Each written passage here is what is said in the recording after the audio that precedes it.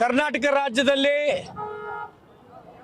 ಭ್ರಷ್ಟ ಕಾಂಗ್ರೆಸ್ ಸರ್ಕಾರ ಬಂದ ನಂತರ ಹಿಂದೂಗಳಿಗೆ ಜೀವನ ಮಾಡಲಿಕ್ಕೆ ಕಷ್ಟಕರವಾದಂಥ ವಾತಾವರಣ ಮಾನ್ಯ ಮುಖ್ಯಮಂತ್ರಿಗಳಾದಂಥ ಸಿದ್ದರಾಮಯ್ಯನವರ ನೇತೃತ್ವದ ಸರ್ಕಾರ ಯಾವ ರೀತಿ ದೇಶದಲ್ಲಿ ಹಿಂದೂಗಳ ಯುವತಿ ಮೇಲೆ ಲವ್ ಜಿಹಾದ್ನಂತ ಅಸ್ತ್ರನ ನಿರ್ಮಾಣ ಮಾಡಿದರೆ ಇವತ್ತು ಕರ್ನಾಟಕ ರಾಜ್ಯದಲ್ಲಿ ವಸತಿ ಜಿಹಾದ್ ಈ ರೀತಿ ಬಡವರಿಗೆ ದಲಿತರಿಗೆ ಅನ್ಯಾಯ ಮಾಡಲಿಕ್ಕೆ ಮಾನ್ಯ ಮುಖ್ಯಮಂತ್ರಿಗಳಂತ ಸಿದ್ದರಾಮಯ್ಯನವರ ನೇತೃತ್ವದ ಸರ್ಕಾರ ಏನು ಲವ್ ಜಿಹಾದ್ ರೀತಿಯಲ್ಲಿ ವಸತಿ ಜಿಹಾದ್ ತರಲಿಕ್ಕಂತ ವ್ಯವಸ್ಥೆ ಹೊರಟಿದ್ದಾರೆ.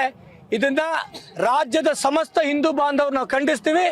ಯಾವುದೇ ಕಾರಣಕ್ಕೂ ಕೂಡ ಈ ಒಂದು ವಸತಿ ಯೋಜನೆಗಳಲ್ಲಿ ಮುಸಲ್ಮಾನರಿಗೆ 15% ಏನು ಮೀಸಲಾತಿ ಮಾಡ್ಲಿಕ್ಕೆ ಕೊಟ್ಟಿದ್ದಾರೆ ಇದನ್ನು ನಾವು ಖಂಡಿಸ್ತೀವಿ. ಸರ್ವರಿಗೂ ಸಮಪಾಲು ಸರ್ವರಿಗೂ ಸಮಬಾಳು ಅಂತ ಮತನ ಕರ್ನಾಟಕ ರಾಜ್ಯದಲ್ಲಿ ಮಾನ್ಯ ಸಿದ್ದರಾಮಯ್ಯನವರು ತಗೊಂಡ್ರು. ಆದ್ರೆ ಈಗ ಎಲ್ಲವೂ ಕೂಡ ಸಾಬ್ರು ಪಾಲು ಅಂತ ಮಾಡೋಂಥ ವ್ಯವಸ್ಥೆ ಮಾನ್ಯ ಸಿದ್ದರಾಮಯ್ಯನವರು ಮಾಡ್ಲಿಕ್ಕೆ ಕೊಟ್ಟಿದ್ದಾರೆ. ಇದನ್ನ ಸಮಸ್ತ ಹಿಂದೂ ಬಾಂಧವರು ನಾವು ಖಂಡಿಸ್ತೀವಿ.